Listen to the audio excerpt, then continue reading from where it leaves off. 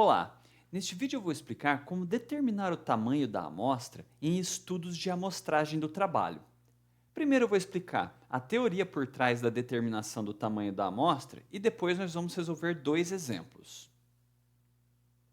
Para começar nossa explicação, eu gostaria de discutir por que é tão importante avaliar o tamanho da amostra. E a explicação para isso é que as proporções que a gente obtém em estudos de amostragem do trabalho são apenas estimativas da proporção real. Esses valores não são a proporção real, porque essa proporção real é desconhecida. Vamos dar uma olhada num exemplo. Em 462 observações, um funcionário foi visto ocioso 53 vezes. Então, se eu calcular a proporção de ociosidade, dividindo 56 por 462, eu vou estimar que a proporção de tempo que o funcionário está ocioso é de 11,47% do tempo. Só que essa proporção de 11,47% é uma estimativa da proporção real. Não é a proporção real do tempo que no longo prazo o funcionário está ocioso. Apesar da gente não saber qual é a proporção real, eu posso utilizar essa proporção estimada para fazer inferências sobre a proporção real. Na verdade, a gente pode utilizar essa estimativa e esse tamanho da amostra para fazer uma inferência sobre a qualidade da nossa estimativa. E a gente vai ver que, quanto maior for o tamanho da amostra, mais próxima essa proporção estimada vai estar da proporção real. Ou seja, quanto maior o tamanho da amostra, maior vai ser a qualidade da minha estimativa. Toda teoria que fundamenta a determinação do tamanho da amostra se baseia no cálculo de intervalos de confiança para a proporção. Então vamos só dar uma olhada aqui na fórmula para calcular o intervalo de confiança para a proporção. Então, dada uma certa proporção estimada, eu posso calcular um intervalo de confiança que contém com 1 menos alfa% de grau de confiança o valor verdadeiro da proporção. Então, eu não sei o valor verdadeiro, mas com base no valor da amostra, eu consigo estimar um intervalo que contém esse valor verdadeiro. Então, a gente tem aqui na fórmula, esse P chapéu é a proporção estimada pela amostra, N é o tamanho da amostra observada, e esse Z de alfa sobre 2 é a constante da distribuição normal padrão. E isso daqui varia de acordo com o grau de confiança que eu quero. Aqui eu preparei uma tabela com diversos valores de Z, dependendo do grau de confiança desejado. Por exemplo, se eu quiser um grau de confiança de 90%, isso significa que eu estou usando um alfa de 0,1 e o valor de Z tem que ser 1,645. Se eu quiser um grau de confiança de 95%, eu estou usando um alfa de 0,05 e o valor Z que eu preciso utilizar é 1,96. Então a gente pode utilizar essa tabela aqui para ver qual é o valor de Z que deve ser utilizado, dependendo do grau de confiança que eu quero. Na verdade, sempre a gente vai acabar utilizando esse valor 1,96, porque em estudos de amostragem do trabalho, o padrão é utilizar 95% de grau de confiança. Não tem muita razão da gente querer mais confiança do que isso, porque esses estudos não são tão críticos assim. Então vamos continuar com o nosso exemplo. Então a gente tinha 462 observações e o funcionário foi visto ocioso 53 vezes. Vamos calcular o intervalo de 95% de confiança para essa proporção de ociosidade. Então aqui a gente tem o cálculo da proporção que nós já tínhamos feito e aqui a gente tem a fórmula do intervalo de confiança, só para a gente relembrar. Como a gente tem esse mais e menos, significa que a gente tem que pegar a nossa proporção estimada e somar e subtrair esse valor aqui. Então vamos fazer isso aqui embaixo. Vamos calcular a parte inferior do intervalo de confiança, que vai ser o P estimado menos o Z, que é 1,96, vezes raiz quadrada do P estimado vezes 1 menos P estimado sobre o tamanho da amostra, que nós fizemos 462 observações ao todo. Isso tudo resulta em 0,0857.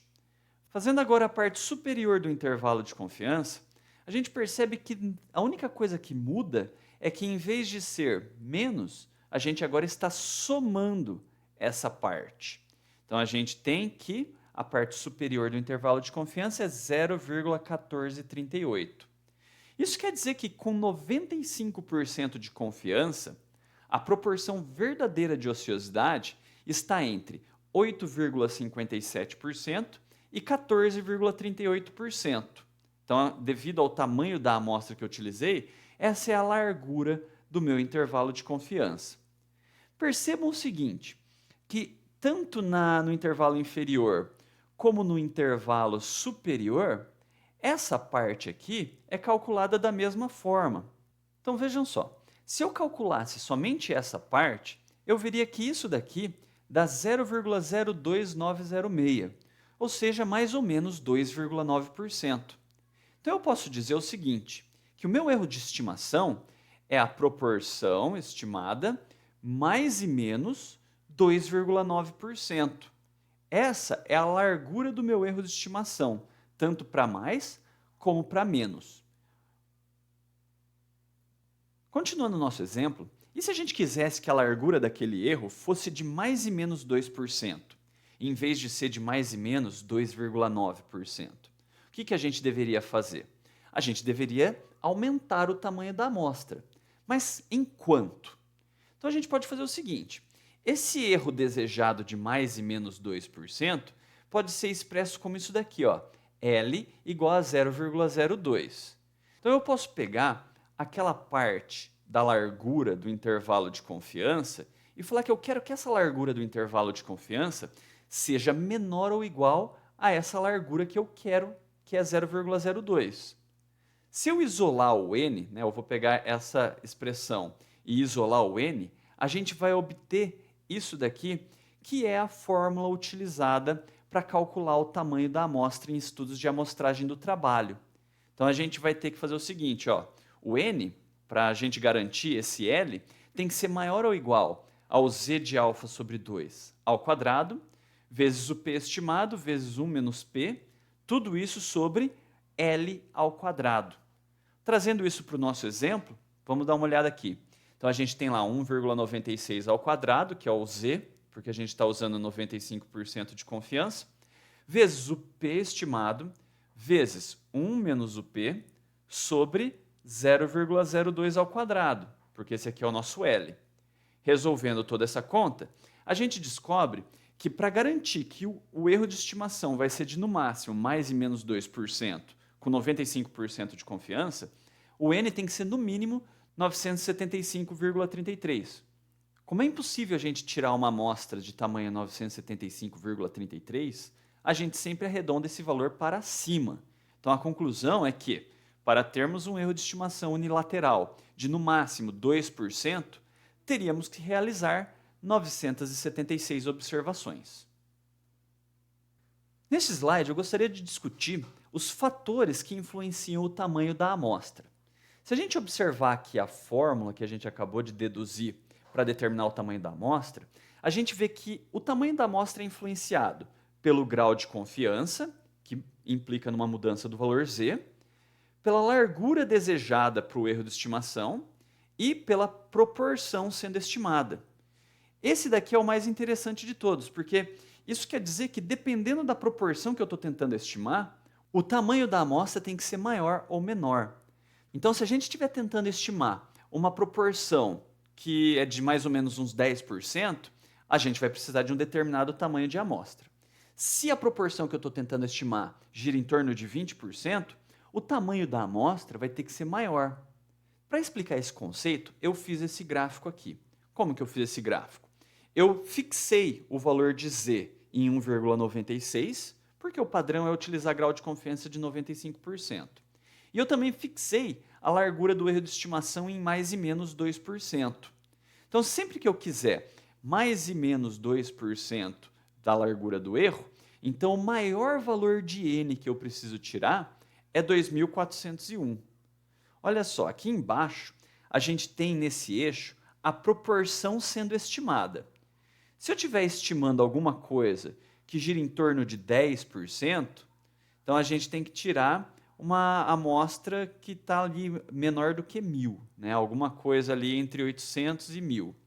Se a proporção que eu estou tentando estimar gira em torno de 20%, Então eu já tenho que tirar uma amostra maior do que 1.500. E a gente percebe o seguinte, o tamanho máximo da amostra que eu tenho que tirar sempre vai acontecer quando a proporção estimada gira em torno de 50%.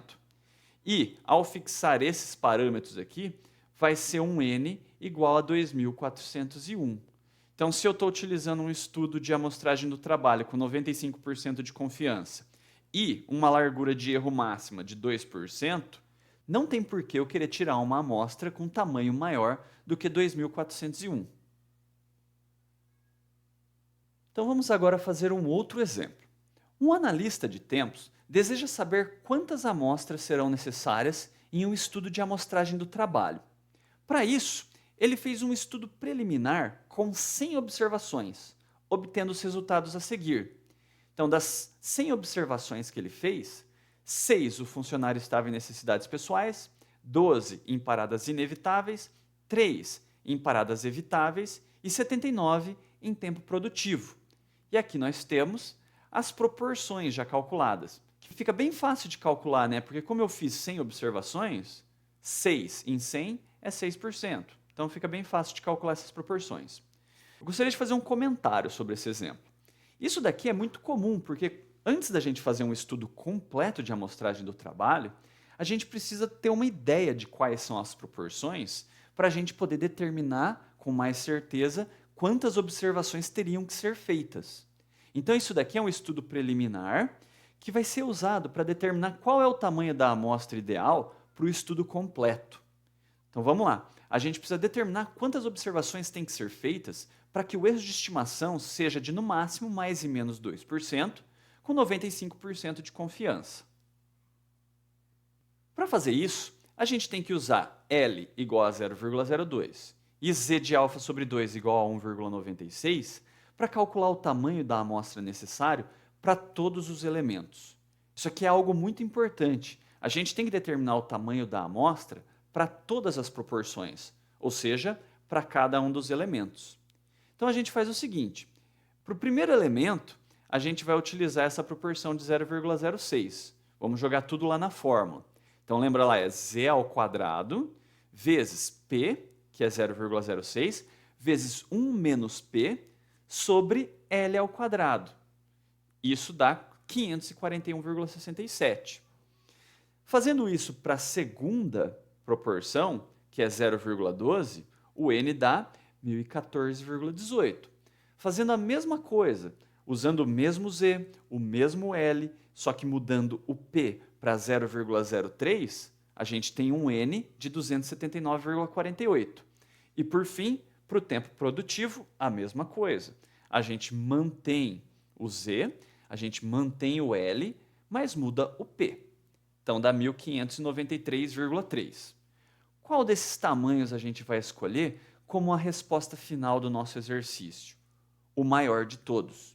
Então a gente conclui que devem ser feitas 1594 observações para garantir que o erro de estimação em todos os elementos vai ser de no máximo mais e menos 2%. Bom, assim a gente termina o nosso exemplo e era isso que eu tinha preparado para esse vídeo. Espero que vocês tenham entendido e se surgir alguma dúvida, deixem algum comentário. Até mais!